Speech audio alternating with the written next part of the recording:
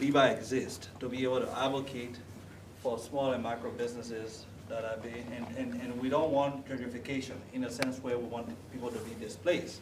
So we are working hard to ensure that all of these small businesses stay within the city. I will turn it over to the Hennepin County folks that are here to come and talk about some of the things that they're doing and where they are and where the project is and where we're going to be going in 2023. We do have a contract with the county. We have a $40,000 contract, and that contract is to bring exposure, inform you, give you the materials that you need for this project. This project, to me, is one of the best things that's going to happen to Brooklyn Park. I know we do have some few people who don't believe that, but the rail line coming to Brooklyn Park is one of the best things that's going to happen. Now, we might be, some of us might say, well, we got our cars, but our young folks that are coming up, we have the opportunities of getting on the train and going downtown or going beyond to find better jobs for themselves. It reduces the cost of having a vehicle, the insurance, the gasoline, and other stuff. The other day I just came from Maryland. If the train were right here, I could hop on the train, park my car right here, hop on the train to the airport, and I didn't have to pay almost $90 for parking at the airport or even harass somebody to pick me up. So these are things that we need to look at. Other people say it brings crimes into our community. Let me ask you a question. If you hijack somebody and stole from them, will you get on a train? The train always stops at the next bus stop. It's never going to pass, right? So the police is going to wait for you right there. People look for cars to hijack and run away. They don't look to run into trains. So we have to look at the opportunities that this train is going to bring to our community. And it's going to be very, very much helpful to all of us. So I want you to know that. If you have any fear, that fear should not be in terms of expanding and development. That fear should be when we are not developed, that's what happens. The other thing I want to also stress is the fact that the Blue Line project, we have a bus stop right here on 63rd. The train gonna stop right here on 63rd. Isn't that beautiful for all of us, LIBA? We're right here. This is our headquarters, and we got a train stopping right here. You know, all you gotta do if you go out of town, you LIBA member, just put your membership card on your car and leave it right here and go out of town. You know, and we'll charge you a little fee. But so those are some of the things that we want you to understand. So when we call this meeting, it's for you to come and voice up your opinion. They are here to listen and to take the feedback and then make changes. You wouldn't believe it, because of some of our input, so many changes have been made on some of these lines. It's not that the city or the state is coming or the county is saying we must do this, and we just drive it through and it works. We're having so many consultative meetings. There's so many other organizations. We have a cohort of over 20 organizations that will meet once a month. And everybody come in and make their reports and what's happening, what the feedback they're getting from the community. And that is why we signed a contract with them, so that we can be part of it. Again, if you're not on the table, you're on the menu. So if you give me your feedback, we'll put it into the system, we submit it. You won't believe, we got a lot of our businesses on the GIS, is that GIS? GIS mapping. So if you go to the county and click on that stuff, you will see most of our businesses are there. It's because we are on the table and we are part of the process. So I beg you, don't take this lightly. The train is going to come. Start looking at opportunities. I am more solution focused than problem focused. And so if you look at it, what are the opportunities that are coming to our community? How can we be a part? There's another bus stop that's going to stop right by Khufu area there on 85th. It's just opposite the mall that we're building.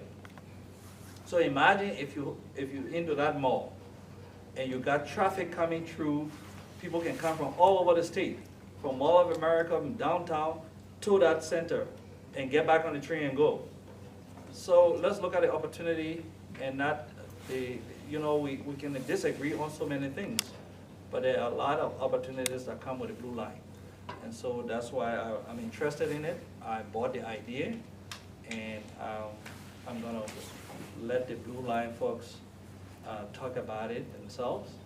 But I just want you to know that the opportunities are great. Look at business opportunities and not just look at the downside of what the Blue Line is. So again, Dan is here. We had, and let me remind you, for some of you who are not on the train ride, we had a train ride to experience the Green Line. So we got a couple of businesses and we went on the Green Line. Dan was a superstar though. He was in a train and explaining to us, and for the first time, I rode a train. I've been in Minnesota for 27 years, never got on a bus, never got on a train. Wow. And it was my first time getting on a train. And I tell you, if I had a train here, I wouldn't drive my car for nothing. I'll get on the train, hop off, go to work, come from work, and it's much easier for me. So then, oh, there you go, sorry. Okay. Thanks, Jackson. Thanks. I like that you traveled. I like that you traveled to Liberia, Ghana, and Iowa. Yeah. Well, thank you. Thank you. As I said before, my name's Dan Solar. I've worked on LRT now for a number of years. I now am currently the Director of Transit in Hennepin County. Hennepin County and Metro Transit very closely tied together in terms of delivering this project. I would make a pitch. We had about 20 to 30 people, didn't we, Jackson? Yeah. That went on the tour. So what we did was we left from here and we stopped at a couple places along where the new line is going to be. Then we parked downtown by US Bank Stadium and we rode the train down to Snelling. We went to the Little Africa Market, or what is that? Is that the name of it, Jackson? Yeah, Little Africa. Yeah, so we went there and then we had wonderful dinner as well. So it was an opportunity though to see, okay, what does it mean to have a station? What does it mean to have a light rail station? And because we're going to have one right out here on 63rd. As Jackson said, we're going to have one right at Brooklyn Boulevard too. So right by the incubator and by the other businesses there, we'll have one we'll have a station up at 85th by North Hennepin Community College. We'll have a station down by Bass Lake Road. So what does it mean to have a station in the street? And when does the train come and how do you get on? And so we had an opportunity to do that, and we can certainly plan that again too if we wanted to get a group together to pull that forward. We got a lot of IT experts up here. I'm not standing anywhere near and touching any of those buttons. So.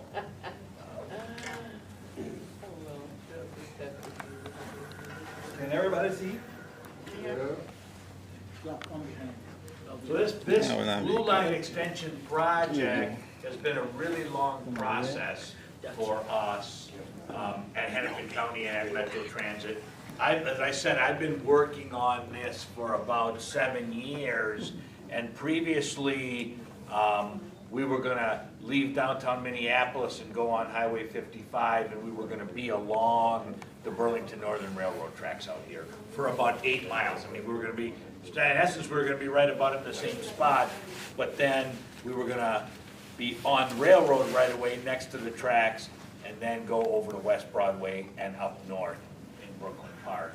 And we were unable, after many, many, many years of working with the railroad about trying to use part of their property, we've just been unable to do that. We've been unable to get to that kind of an arrangement. And so we, at the county and at Metro Transit, did not want to give up the idea of extending the Blue Line train up through Minneapolis, Crystal, Robbinsdale, Brooklyn Park.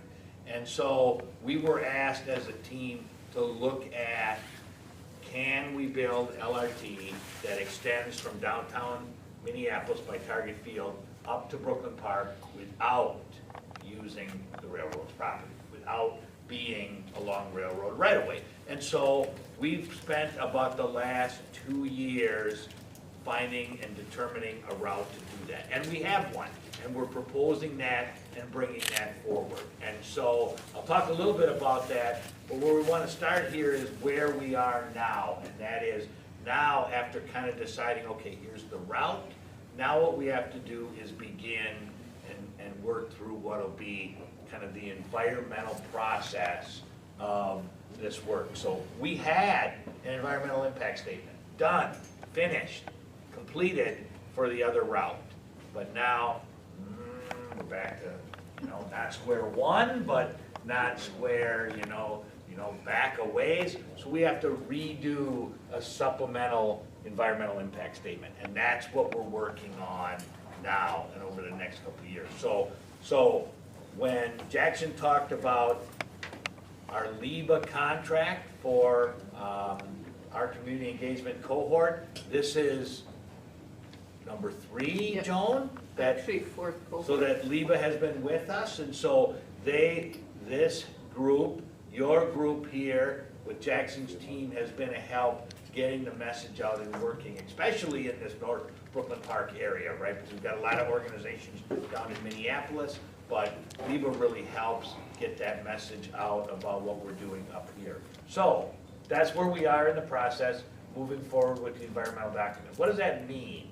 So the next slide kind of shows a little bit about what that means, that we've done this work here, we've selected a design option, and now we're moving through the process of kind of preparing what are the environmental impacts, what are the traffic impacts, what are the noise impacts, what are the vibration impacts, what are the environmental pieces that are impacted, and how are they mitigated in terms of doing this work. So we get to a preferred route, and then we prepare this environmental documentation that says these are the impacts, and here's how we're going to deal with it. So one of the impacts is, how does the construction impact businesses, and how will we mitigate that? How will the train provide, what kind of noise and vibration impacts does it have, and how will we mitigate that? Those are the pieces that we're doing now on our environmental work. So it's a long schedule. I don't expect everybody to memorize all this, but to know that over the next 2 years, which is on here, we hope to take this project from where it is now and advance the design to where we're able to get what's called a full funding grant agreement, which allows the federal government to help participate in the project. How much does an LRT project cost? This project will cost a little bit more than likely $2 billion to build this light rail line from downtown Minneapolis extended out to North Park, north of 610. Very expensive. We have stations, we have park and rides, we have all of the track. We basically have to reconstruct most of the roadways. Wait, what? Didn't we just reconstruct this piece out here? We did, so we might not have to do as much work, but north, Councilmember knows, Brooklyn, or West Broadway, north of Brooklyn Boulevard, has never been reconstructed a long, long time ago. So we have to reconstruct that whole roadway. We're building an operations and maintenance building north of 610 as well. We're building a big parking structure up there. So it's an expensive project, and therefore we need to get federal funding as part of it. It's in that federal process, and that's what we hope to do kind of at the end of this 2 years, so that we can then move into construction. So what's happening on County Road 81 in this area out here? We would be talking about being in the center of the roadway. So County Road 81 right now is 6 lanes wide, turn lanes, the light rail line train would be in the center. Now, that's one of the reasons we took the ride on the light rail down on University Avenue, because it's somewhat similar to that. University Avenue is there, 2 lanes in each direction, light rail is in the middle, County Road 81 would be the same. In this immediate area right here, we would have a station out here at 63rd. We would have a station down at Bass Lake Road. 63rd, somebody thought we were gonna build something a long time ago, there's a park and ride there. There's already one there. Not a lot of cars parked in there. In fact, no cars are parked in there, because last time I was there was a chain across there. So we're not even allowing anybody in there. Yeah. That is waiting for this to get built. So that's where a couple of the stations are gonna go. And then I'll show you some pictures about what we're doing what we're proposing to do at Bass Lake Road. Because one of the things that has happened is we've said, wait a minute, County Road 81 today is 6 lanes, 3 lanes in each direction. What will that do to traffic if you take 2 of the lanes away and put light rail in the middle, and make it 2 lanes in each direction?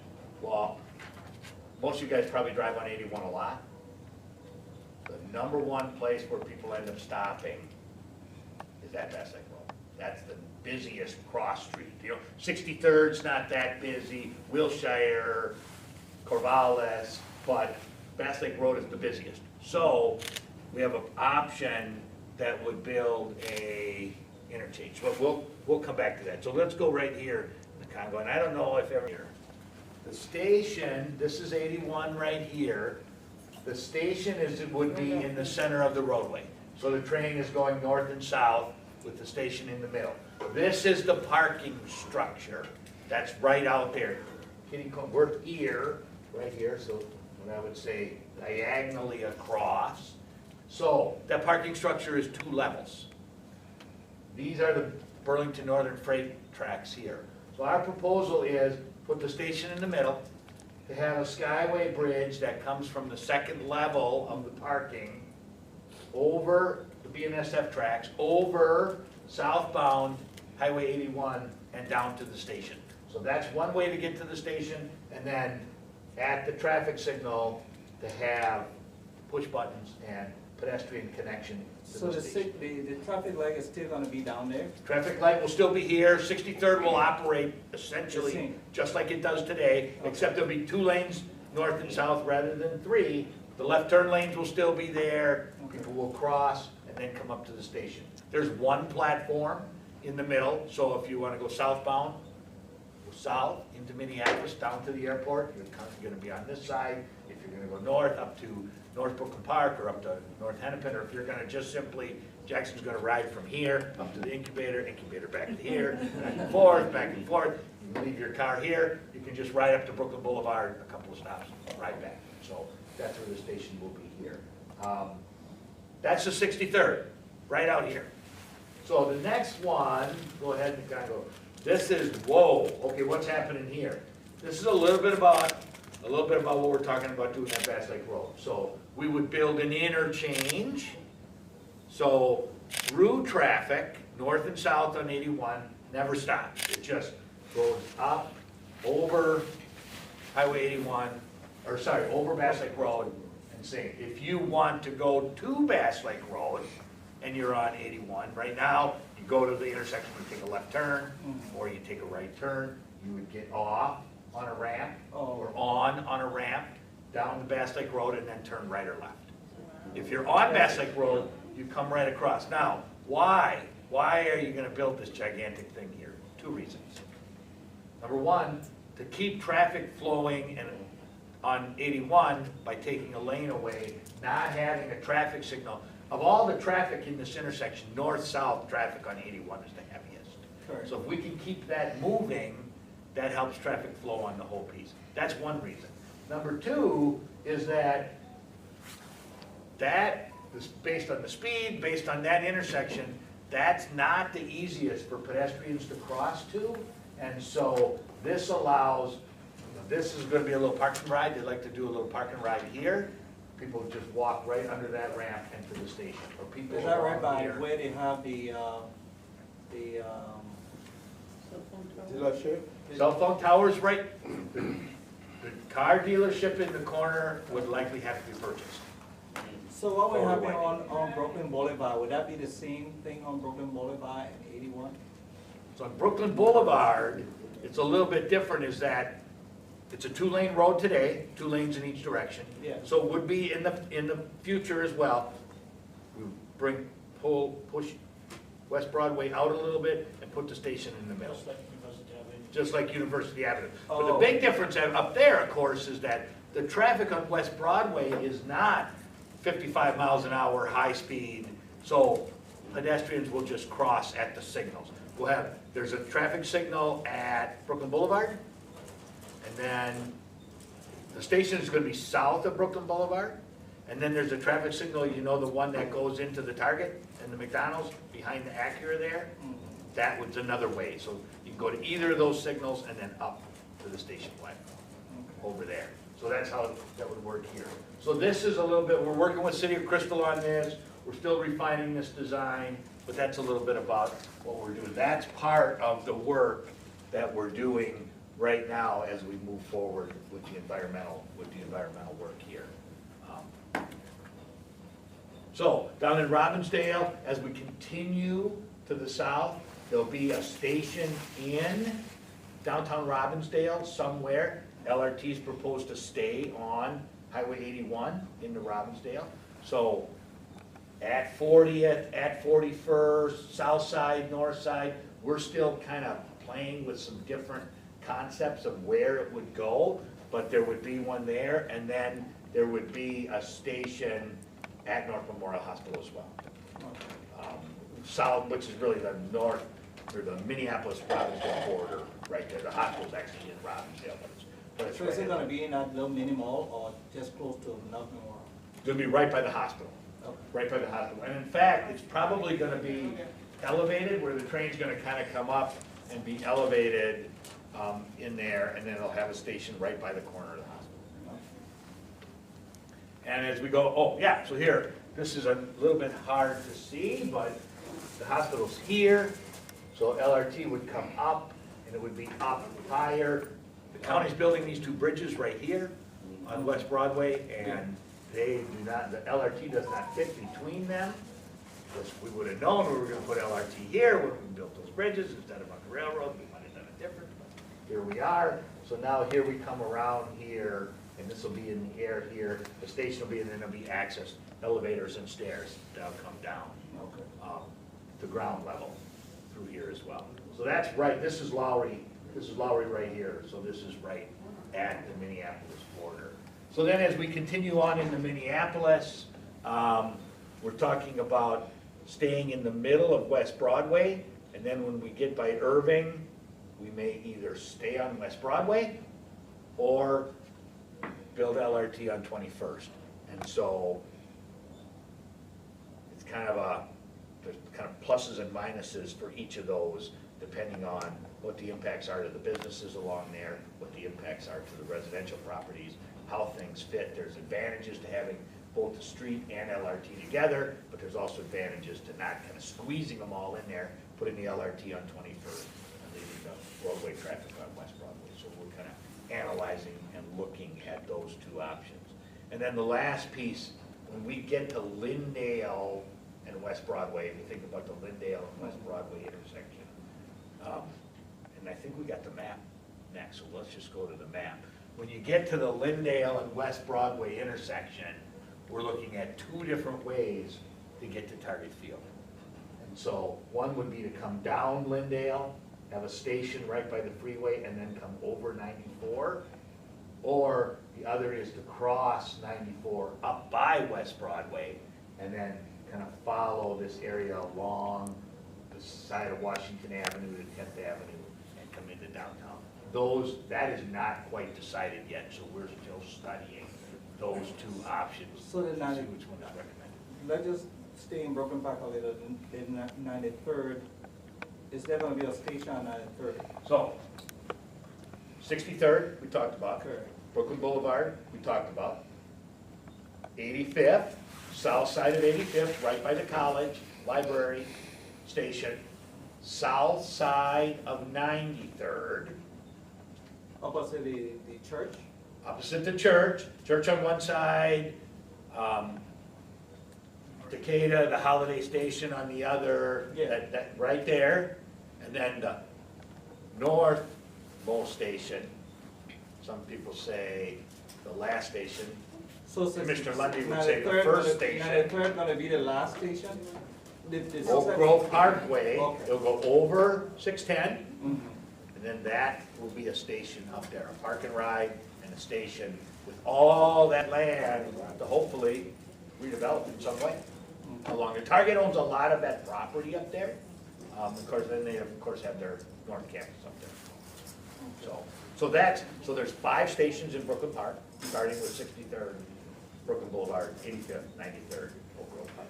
So from Brooklyn Park, from Target Station to Minneapolis, where does this rail end to be able to join if I was leaving from Brooklyn Park to the Mall of America? So how does it work? So this extension we're building is an extension of the blue line. So as you come into Minneapolis and into Target Field Station, if you want to continue to the airport, to the Mall of America, you just stay on that train. It's the extension. So the start would be north of 610, the end is Mall of America. So the same train that come from Brooklyn Park going straight to the mall? Straight to the mall without changing. Now, from Target Field to US Bank Stadium through downtown, the green and the blue will run together. Okay. So if you want to transfer and go into St. Paul on the green line, or eventually to Eden Prairie on the green line, then you have to switch from blue to green. Okay. And the stations are shared, Nicollet Mall, Government Center, the station's downtown, so you can swap from one to the other there. So it's a 1-seat ride from Brooklyn Park, Bloomington, Mall of America, and then it's a transfer there. Okay. Yeah, yeah. I want to throw the light on Brooklyn Boulevard, the stopping points. Brooklyn Boulevard, there's any. Say that again now. Brooklyn Boulevard on 85th. Yeah. Oh, not 85th. Brooklyn Boulevard and West Broadway. There'll be a stop there on West Broadway, south of Brooklyn Boulevard. McDonald's on one side, Acura dealer on the other side, right there. Okay. And the stopping point for this end will be here. Yes. 63rd. Yes. 63rd. Okay. And so how we get from the middle of 81 over to West Broadway is we go up on a bridge over northbound 81, right? So remember, we're in the middle of Highway 81. And we'll go up in the air over the bridge. There was that furniture store. Yeah. Right there, the county bought that. Right by the fire station. We'll go behind the fire station and then onto West Broadway and up from there. Wow. So that's how that's intended to go. Yeah. So is it, part of your presentation, you're going to talk about land use and because for many of these businesses, if not all of them, the whole issue of transit-oriented development and how and what is the county doing to either incentivize or to help many of these businesses around here acquire land along the rail line, because, you know, as we've seen in St. Paul and Hiawatha, we've seen the property values, you know, have gone up. There are a lot of properties, there are a lot of businesses along the line. So what is the county doing to at least help some of these small business owners to at least have the first pick in trying to at least acquire some of these land that will be part of this whole transit-oriented development, building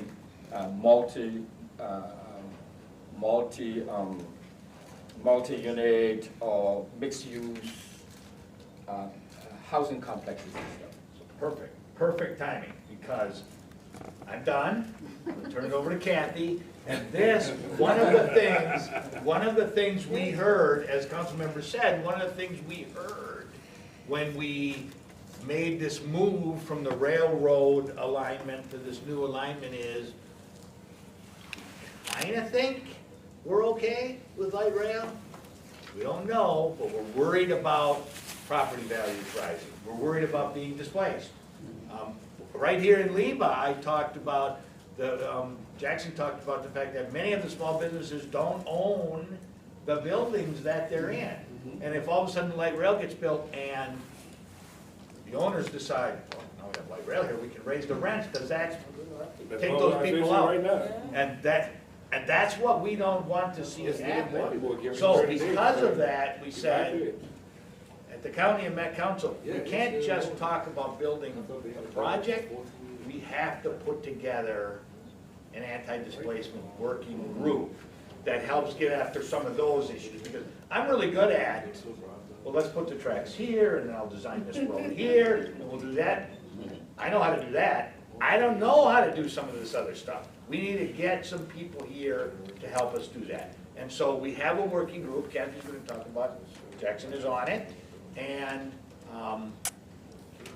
that's what we'll do. So that's perfect. I have a question. Nice transition right to what we're gonna talk about now. I have a question, but I want that to finish, because the question will relate to what you just presented here. Okay. Yeah. Do you want me to do it now or later? Go ahead, and then. Okay, I know there are 3 ways to travel: up, tunnel, and why did you decide to do along with the cars? Because the tunnels or use overhead bridge? Is it because of the cost or the timeline, or what's the goal here? You see, to A little bit of both. If you're building a subway in Manhattan, that's gonna carry, you know, hundreds and hundreds of thousands of dollars, you can justify, you know, $1 billion per mile of building something, right? Tunnels are extremely, extremely expensive. But not only just the expense, we're starting with a world that's already built up. So even to dig a tunnel now, there's all the utilities in the way, there's a water table, so the cost doesn't justify that level of piece. In the Twin Cities, we're very used to, you may be following this, we're building a part of a tunnel on the Southwest LRT project, and it is busting the budget on that thing like crazy. But we looked at it to see, are there areas where it could work? We couldn't find that justification. We did spend a lot of time talking about what if we were elevated. okay. The problem is, again, in this environment, the footprint to elevate it takes up almost as much. It's not like you can just have cars driving right under it, because you gotta have piers and you gotta, so the footprint almost takes up the same. Plus then if it's elevated, everybody's gotta go up in the air. Everybody's gonna come down, and instead of just accessing the train. So we think we can make it work at grade, we can make it work in mixed traffic. That's the level that we're kind of building. That's kind of based on the ridership we think we're gonna generate. So that's why we're proposing that piece. Okay, I know because you said it's gonna attract people to move towards this end where they have light rail. Are they sort of like accident will happen? Did you do studies regarding cars bumping into trains and all of that shifting? But that's my concern. Why you have? I'm not driving for myself. I'm driving for everybody, but not everybody that thinks like me. So I'm concerned about that too. Have you addressed that? Yeah, we will. I mean, we've found that, you know, there's been some crashes in the current system, but it hasn't been, you know, the signals are such that the train and the operators are really kind of driving with traffic too. So they don't just get to this is not gonna be necessarily like Hiawatha. There's no gates coming down and everybody's stopping. The trains will be using the traffic signals as well. And so it's fairly safe in terms of, I mean, it obviously is another thing on the street, but how we'll design it and the safety measures we'll put in, we'll be very conscientious about making sure that works. Thank you. Kathy, go ahead. So thanks for having us. I'm Kathy Gold again, working with Hennepin County. And you know, when Dan talks about when we pivoted the project, meaning going from the route that was BNSF over to kind of trying to find out what another route might look like, with community providing their input as well, we heard very strongly that we needed to have some anti-displacement work alongside of this project. And so, while usually projects don't bring this into their work, we felt like it was just a necessary component to integrate this work in with the project work, the engineering work. And so in September of last year, we entered into a contract with the University of Minnesota Center for Urban and Regional Affairs, CURA, to lead this work, because we as government really aren't, this isn't what we do, right? And we wanted somebody independent of ourselves that would work with community, community focused, to acquire that relationship and lead that work. And so we then looked for some applications from community members to actually be on the work group, which Jackson did and was selected. We received 70 applications for 16 seats.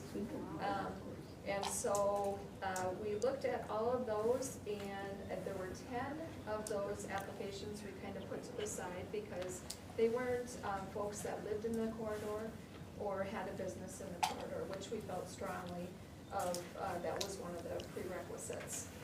And so those 60 folks were interviewed, and it was a very difficult decision. There were a lot of great choices. And so we have a very committed community group alongside of government representatives that are there to help advise while the conversation is going from each one of the cities in the corridor, and the Minneapolis Parks and Rec Board, Met Council, Hennepin County. So we met first in March. We wanted to kind of get a group consensus on what the research should be around, what should be centered around. Who are the groups of people that we really want to understand what their views are. And one of the focus areas was youth, because they are the future riders of the train. And so that, alongside of a lot of other things that we discussed, set CURA's pathway on gaining research.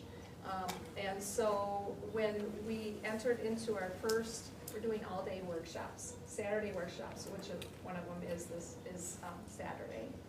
And the first one was in Minneapolis, and we gathered there to really understand what happened with the existing Blue and Green Line, from development pressures to evictions, how the rent increased, how the housing, taxes and values increased, and that information was shared. We also had a forum of folks that talked about the investment collaborative from the Green Line, and how that all worked, what were the successes, what were the things that we can learn from that we can do better this time to support businesses while we're under construction. We also looked at 27 policies that are nationwide policies that help mitigate displacement that are working today. Got a little bit focused conversation on that, and as a group decided on a definition for what displacement means for the community members, and that would be from residents to business to cultural displacement. So we gathered all that information, and we started down the pathway of understanding next what of those 27 policies are really the concerns that we're trying to address here in the Twin Cities, or this corridor in particular. And so we were discussing that in our September meeting. We also had governments come and talk to us about what are they doing today as far as programs, investments, from the housing perspective.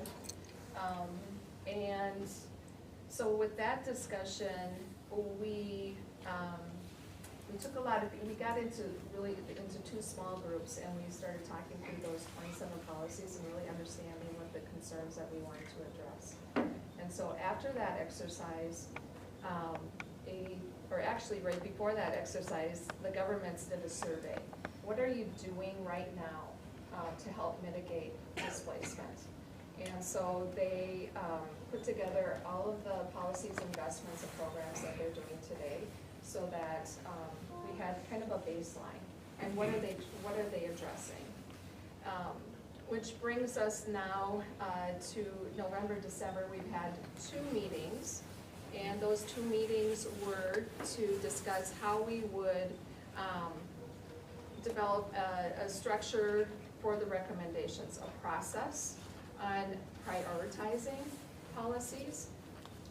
So as we're continuing to plan this, some displacement's probably gonna happen in some areas faster than others. And so prioritizing policies that address some of the pressures that are gonna be happening as we further develop this project is the goal. And we'll be working on that this Saturday a little bit. So we also, in the governments, have been talking about what do we support? You know, what are the types of policies that we support today? What will we support, what will we entertain for different programs outside of what we're doing? We also are looking at our current programs to understand, are they sufficient for this corridor? Or are there gaps for us to fill in to make sure that we're addressing the concerns that community has brought forward? So we have 2 more meetings coming up after December. We have January, which we've added because we still have a lot of work to do. So that'll be added, and then having final recommendations is the goal for February, this coming February. So here's that recommendation structure that I was talking about. We're gonna look at the policies, we're gonna understand the roles that governments need to play, and maybe, because some of them are project specific, they're in project. Some of these things are outside of the project. And so it really is gonna be a heavy lift, and community and land trusts, I anticipate, and our nonprofits or philanthropic organizations will hopefully step in to help us address the concerns. And so really having those conversations up front to understand, you know, here's what the concerns are. What do you think about, how would you like to be a participant in this? What does that look like for your organization? So we'll be starting to have those types of conversations to understand who's in, who wants to help out, and get that going. We also want to look at kind of a back of the napkin cost for these things, so we can understand kind of how much money do we need to really make an impact, and what's the measurement for success? Are there any legal considerations? And then what's the timing of these policies? Do we need this before, during, or after construction? And really having some good examples of what they're trying to accomplish. Real examples that are happening today that people can resonate with and understand what we're trying to accomplish. And then getting an implementation strategy plan underway. So this is probably really small for you guys to see, but in addition to the 27 policies that we looked at, there were several that our work group brought up that are over and above that. So we're kind of in the process of analyzing those, and this is kind of the list of what we feel is a good comprehensive list of the concerns. What are we trying to address? And as I stated before, we kind of bucketed from a government perspective the policies that already exist, that do not exist but could, and we support those. Policies that we're not really considering, and that can be a gamut of things. That could have been, governments kind of, the small city governments, they kind of look at it from, we have limited resources, we have limited staff. And so that kind of was their viewpoint. But for Hennepin County, we kind of looked at it like, we're not even gonna look at the resources. We can go out and look for resources to help assist us with these things. What do we wanna support for trying to mitigate these things? And so, different lenses as people filled out, and we're working through those things. So nothing's really off the table. And we're at a stage now where we're trying to now prioritize, you know, which ones we're gonna start working toward putting into action.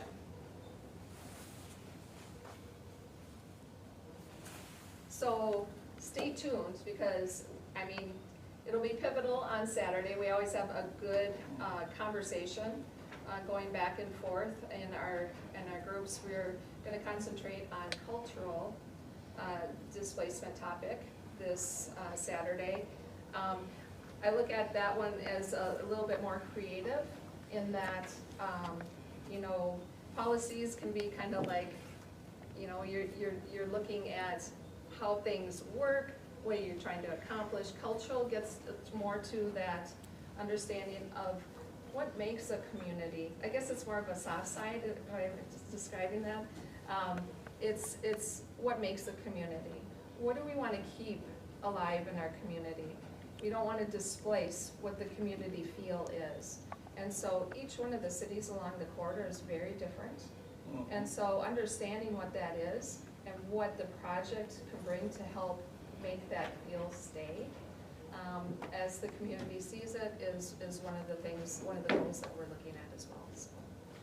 Conway, you want to talk a little bit about how people can get info? Well, we've got a website. The project website is bluelineext.org, and I saw Francis was saving that. Good job, good job. No, how could you do say that as well. Right. So you can find additional information about the project on our website. You can see some preliminary plans already that are posted on the website. You also find meeting dates on our website. If you like Twitter, we're on Twitter. We're also on Facebook.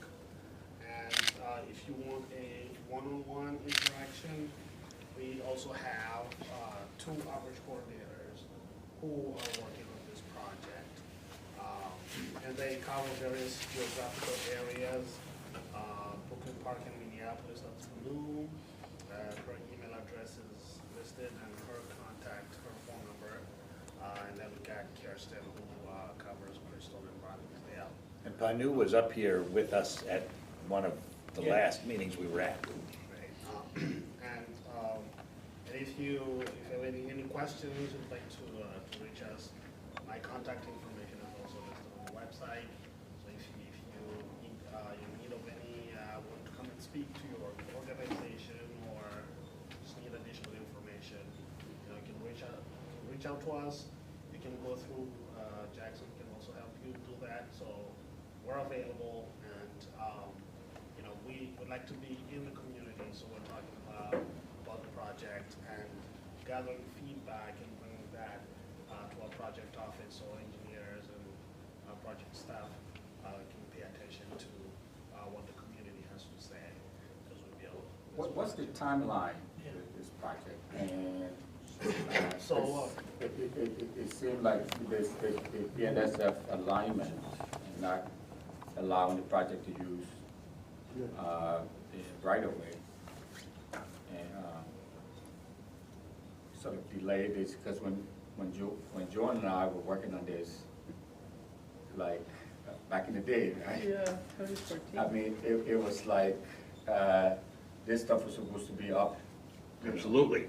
We should be under construction right now. Yeah, Well, do we have the funding available from the feds and from the state, from the county?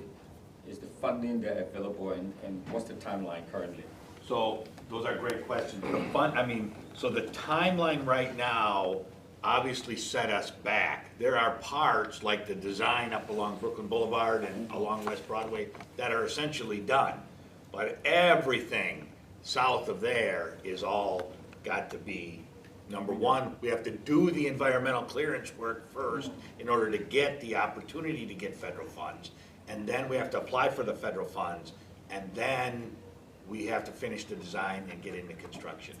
This would be, at the earliest, would be open by about 2028, 2029. It's that many years away. So, Till it's open, where you're getting on and riding it. yeah, quick question though. In this process, as we continue to talk to businesses and roll out some of the information and materials, some of the commercial landlords, or even people who got homes and others in rentals, they are looking at this and beginning to increase rent because this is coming. But we're talking about 2028. We got gentrification taking place right now, displacement. 7710, when they clear off the first floor, I told them, I said, the second floor is coming. It's not gonna be long for you guys to be evicted. Now, they got eviction notice for the entire 7710. So why this is taking so long, why we're looking at 2028, landlords, commercial owners are not looking at that length of time. They're taking actions now. And so I know that's why Sure. we're working on the anti-displacement. Which is why that has to start now. That Correct. work has to start work now. has to It start. can't wait until the construction ends. That work has to, we need to get on it now. That work has to be ongoing, because people will speculate, they'll think about other things will happen, you And, know. and that this is why this the is Brooklyn Park, I think Brooklyn Park purchased that facility to absorb some of these exorbitant prices that are coming. And so we're working hard to ensure that we get into that space faster to take some of these small businesses that are gonna be displaced from these commercial buildings. And so we're working on that, but I think my question is, with the displacement and that is coming and gentrification, people are confused as to what they want to do. And I know Saturday we're having another meeting and we'll report to you guys on what that is. But I think small businesses are really concerned about the cost of their leases going up. Landlords are just canceling their leases and looking for bigger organizations coming, bigger businesses. So we are hoping that this development will not take away from small and micro businesses, grandpa, grandma business. Sure. That's what we are fighting for, to keep our small businesses intact.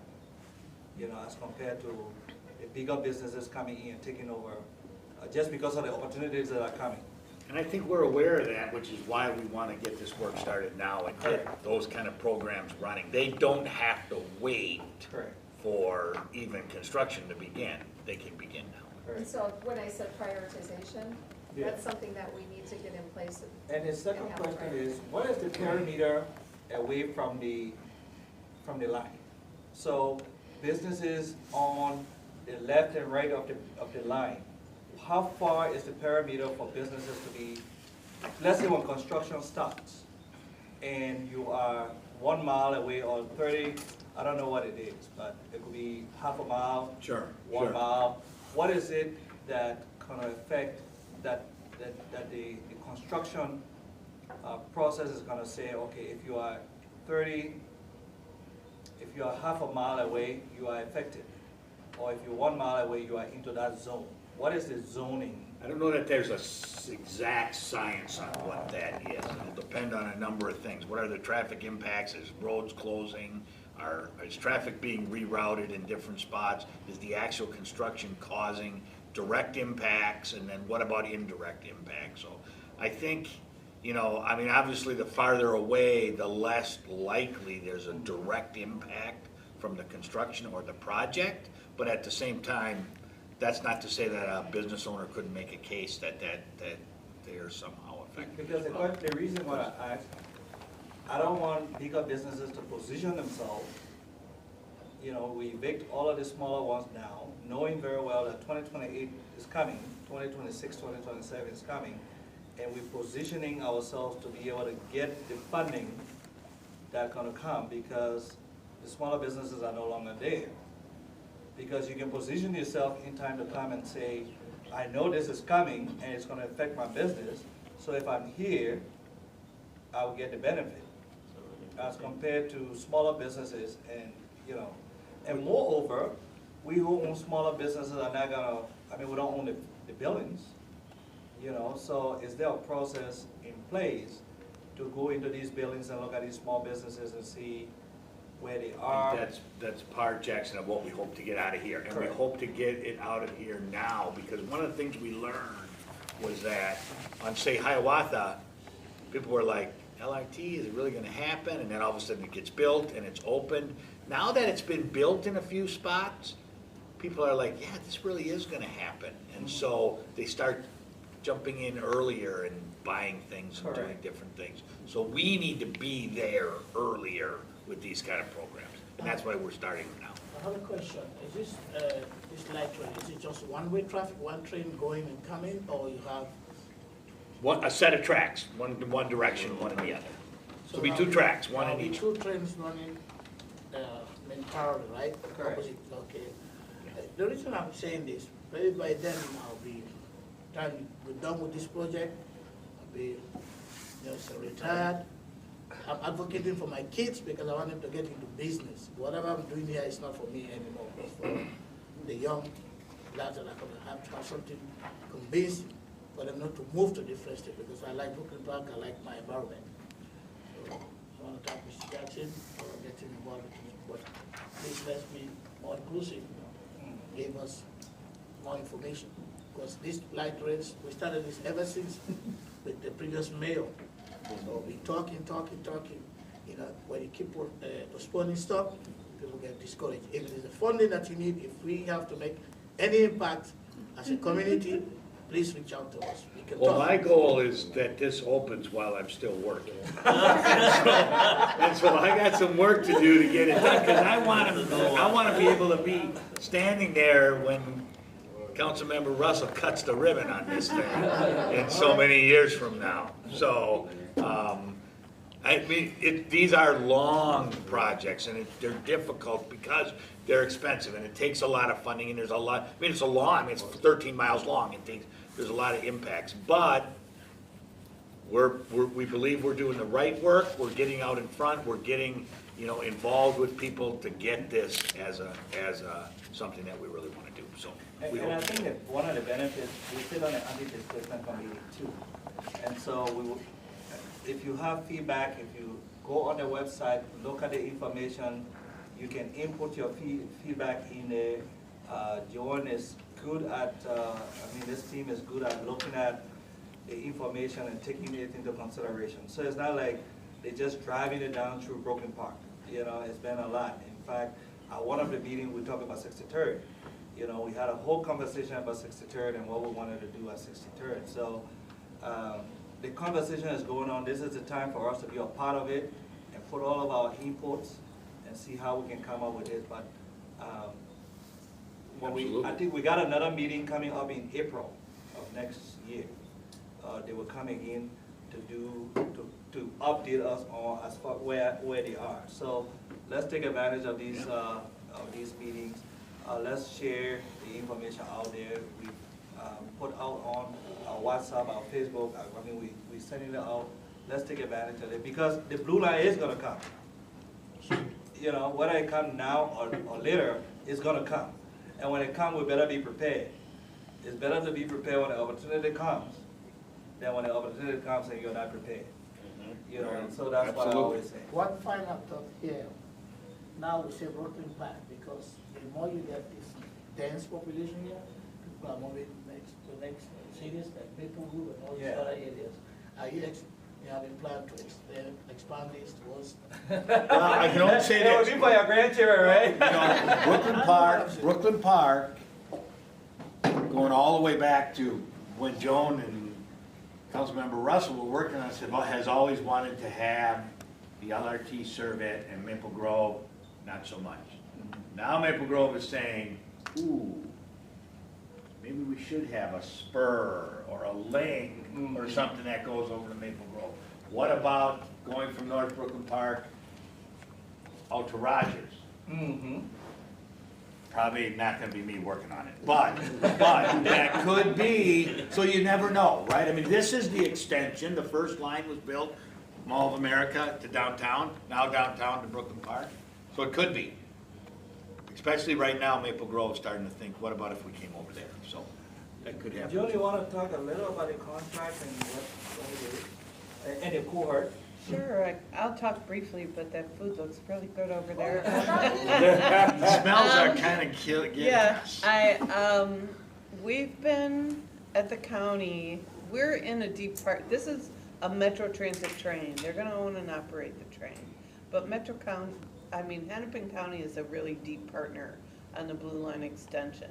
And we're committed to authentic engagement using community and cultural groups that exist in the corridor, have their natural connections and networks, and are trusted partners by their communities. So the county since 2020 has contracted directly with community and cultural groups to support the community engagement for this project. And they were the groups that first brought forward that anti-displacement is a priority on this project, and it must be a priority for this project. That was from day one. And we've been, just like LIBA here is gathering issues from your community, very valuable to the project. Very important for us to hear from the small businesses. And also be solutions-based. Now's the time to get more specific on your commenting. And, but we also have, like this time we have 9 contracts. The previous cohort we had 6, the previous we had 15. So each different time we have a certain number that really helps us reach North Minneapolis, Robbinsdale, Crystal, and Brooklyn Park. So we really appreciate working with LIBA from the beginning and being on board as a community partner. So I want to thank you for that. So I guess we are here. We've heard. I want you to be ambassadors out there as you leave. Talk to other small businesses. This is serious. It's coming. Whether it's going to be 2028, the process is going to start, construction is going to start, and we're going to start this thing. And so please take advantage of the situation. Please make your comment. If you call me, if you go on the website or these email addresses, I will get this presentation to you. I will send it on our WhatsApp, and I'll send it to our email so you can have access to this presentation. We are going to be moving into having TV. We're going to buy another TV. We're working on that so we can have 2 of these screens and no longer have a projector. So we are looking for donations for that too. So if you look in your hand, you have a training calendar. We have partnered with Chase Bank, JP Morgan Chase, one of the largest banks in the country. And we have come up with a calendar for next year training. These trainings are free. JP Morgan will be doing the training, and we want you to please participate. So the calendar is there. Please make it part of your schedule. We also got some money from Brooklyn Park, which is a reimbursable kind of a program. So if you look at the flyer here, Brooklyn Park gave us $2,500 reimbursable. And we are doing our 20 small businesses within Brooklyn Park QuickBooks training. And so that's the flyer. We have applications here. So if you're a small business and you have not been participated within that program before, please apply and do that. In that same vein, the $62,000 we applied for, we asked Brooklyn Park that we needed to be a training hub. So we bought 10 computers, and we needed 15 computers. So we were able to purchase 10 of these computers, laptop computers, brand new. We are installing QuickBooks softwares on it, and other software so that we can do training, so that we will have 15 people in the room. And next year, 2023, we just want to be the training hub for small and micro businesses, because we understand that we are struggling. Credit repairs, being bank ready, You know, all of the little things that we don't have, bookkeeping, keeping our records straight, how we commingle our funds, how we do these things affect us as small businesses. So even though we are in business for so many years, we are still not bank ready. And so our goal is to ensure that small and micro businesses are accelerating. So we want business accelerator and not just incubator. We're not looking at incubators, we are looking at business accelerators. And so please take advantage of this training. We also want to talk a little, I know we got this presentation, but we want to talk about a small business center. The schedule has moved because of the global economy. Things are not coming on time, so we've moved the schedule to April of next year. I know it is tough for most of you who want to go into that mall, but it is better for us to push it back and have an opening that is real than to tell you we're going to open in April or May or February or March, and it's not going to be the truth. We do have retail spaces, and after the training, I will be showing you some of the pictures that we've taken and some of a short video of what the space look like or what it's going to look like. So we're going to have co-working space. We're going to have retail space. We're going to have people for the first time who want to open business can come and get a desk or dedicated desk. So they're going to pay a certain fee. So it's a membership kind of thing. You pay a certain fee, you have a desk, you have a cover, so it's your space. Some people have office spaces. So we'll have office spaces. So the ones who want office will have office spaces. We got all of the offices will be well furnished. We have furnished offices and unfurnished offices. We have stalls for about 20 to 30 small businesses. I think it's about 100, 120, 155 square feet for retail. So it's going to be like a little mall. We've opened the application process on the City of Brooklyn Park website. So please apply. The city and LIBA is the operator of the facility.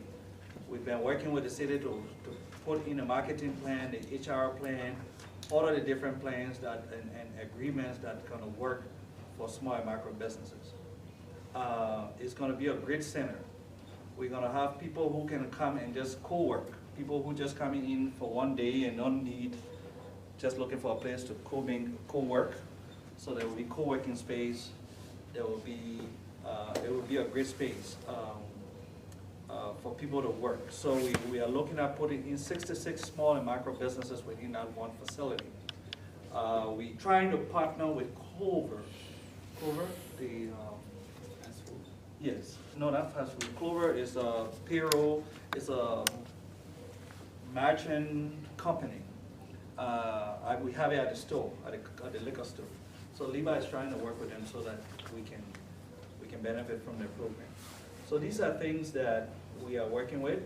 If you have some questions, just wait till the blue line, the LRT finished doing a presentation. I was hoping that more people from the building would be here to be able to understand what's happening and what the blue line, where the blue line is coming, and what the program is going to look like. One of the things that I always say if you're not on the table, you're on the menu. And sometimes it's not, we say sometimes it's the system. It's not the system, it's us we're not coming to gather the information that we need to make informed decisions. And we think that it's just automatic. It's not automatic.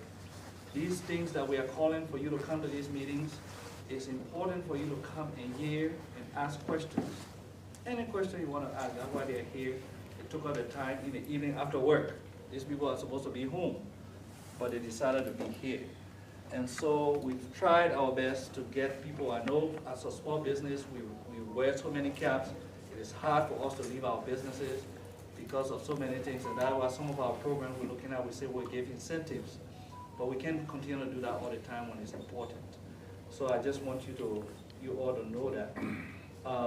If Photoshop is here, at our program, we did appreciate, we got a certificate of appreciation for you. Can you please come up and get your Photoshop? I know there are other certificates out there, but for the great work that you have done, So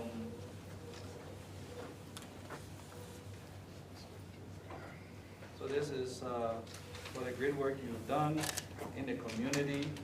You have one of the, and we'll make that correction, but you have one of the, you've been in the community for years.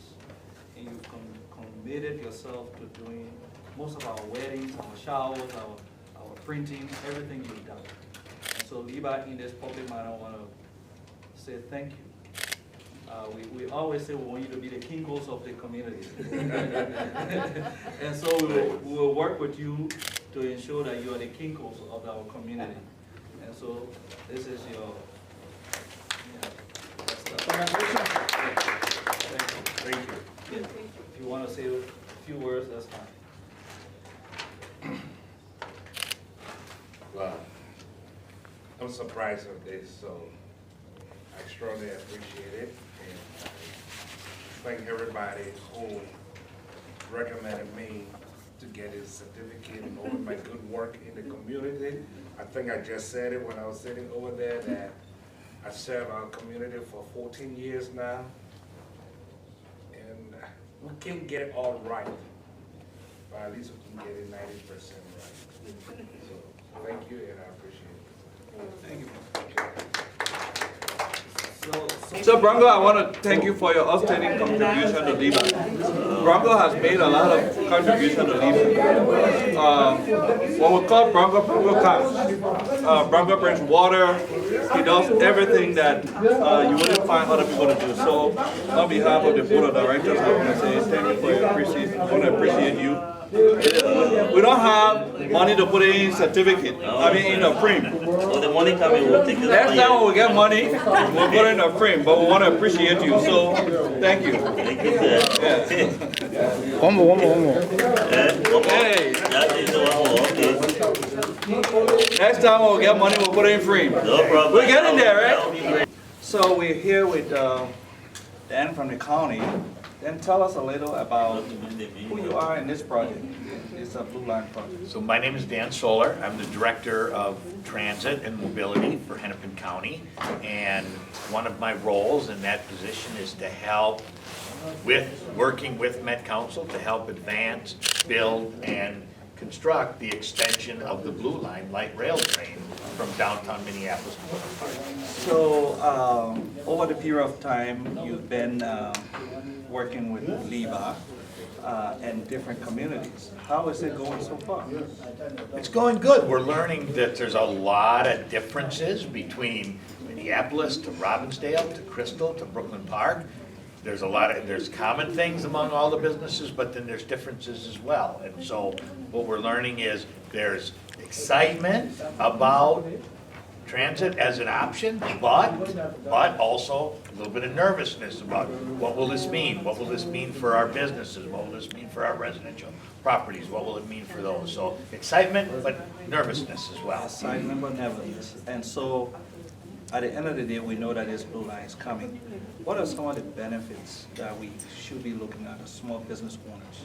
Well, I think some of the benefits are, even as small business owners, there's a need for employees. Correct. And one of the things that having LRT there is you can expand your ability to get employees to your business. They don't have to own a car. They can find a way, if they can get to light rail, they can get then to the business. So it helps you get people, but then it helps you as a business also get your people out and connected in the region as well. Thank you, Dan. All right, thank you. Sure.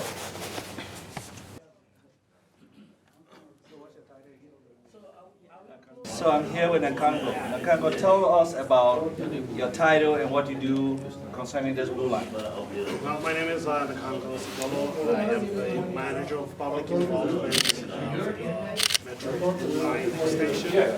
I oversee two coordinators and one goal is to ensure that the community continues to be involved and engaged as we advance the design and the development of the project. Okay, and so what do you see this project as? I mean, Brooklyn Park has a diverse population, and you are part of this project. What are some of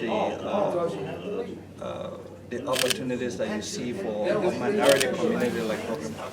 Well, for Brooklyn Park, I really see that this project will benefit the community along Brooklyn Park in terms of transportation. Okay. Really that, folks can not worry about using their car to go to places, especially if they're traveling to Mall of America or the airport, and that, this alignment will continue to bring development to the area. So it's 100 years of infrastructure that's being built, and it's going to serve. Thank you, Nicole. Thank you for your service, and we look forward to working with you. We will do some outreach with you, and you can help us understand how to do better outreach in our community. Thank you. Thank you again. Sure. All right. Oh, come on. I like that. Now we're going to talk anti-displacement. Come on. All right, I don't have all the answers. No. So I'm Jackson George. I'm here with Kathy Gold from the Transit and Mobility Department in Hennepin County. So tell us a little about what you do for this process. Well, I wear a lot of hats. I work alongside Dan Solar, and our department not only is helping to facilitate the light rail projects, but also the mobility piece is really making sure that people that need transit as a form of transportation have good programs that they can receive those benefits. Okay.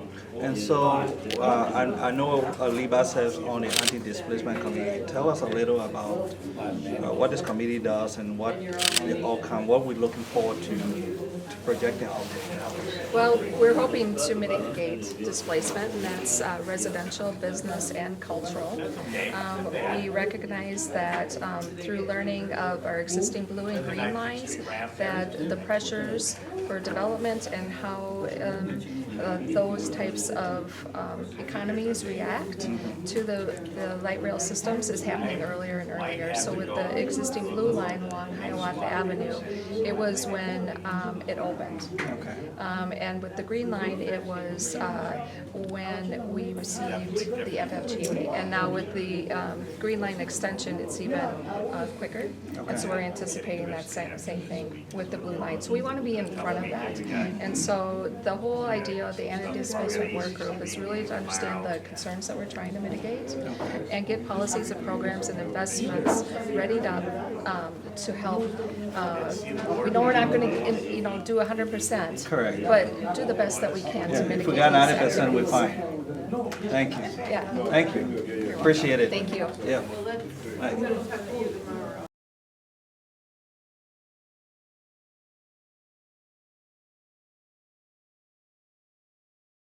Our newsletter, we want you to please, if you have articles that you want to put into our newsletter, please do. The newsletter is not meant for, it's meant for us to be able to educate ourselves, inform the community.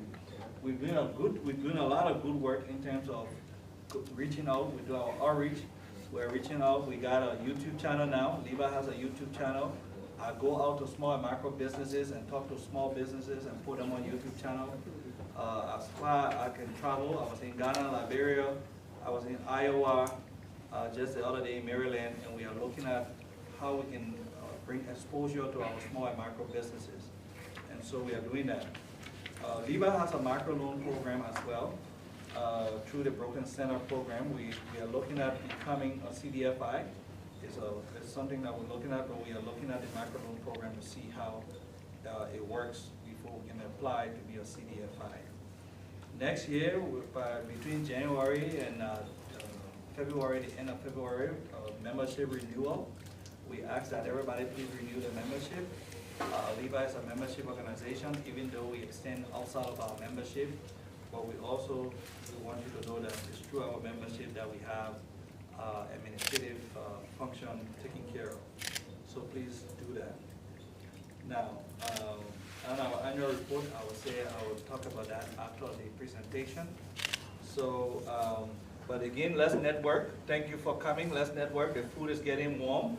Let's network and continue to talk. I want to show you guys the community center and what we're going to be doing down there. So please stay and don't leave. Let's just start to eat before the food gets cold. Take your food and sit down while I show you the community center, what we're going to be doing in the business center. KMTV is going to be doing a documentary throughout this process. We are anticipating another train ride. So we can get on the blue line. Those who didn't make it, we can get on the blue line and experience it again.